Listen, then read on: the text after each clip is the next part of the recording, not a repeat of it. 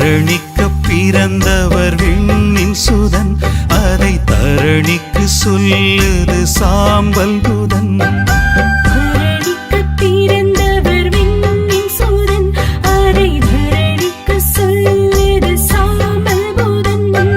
சிலுவை சாம்பல் நெற்றியிலே, மர சிலுவை மரணம் வெற்றியிலே.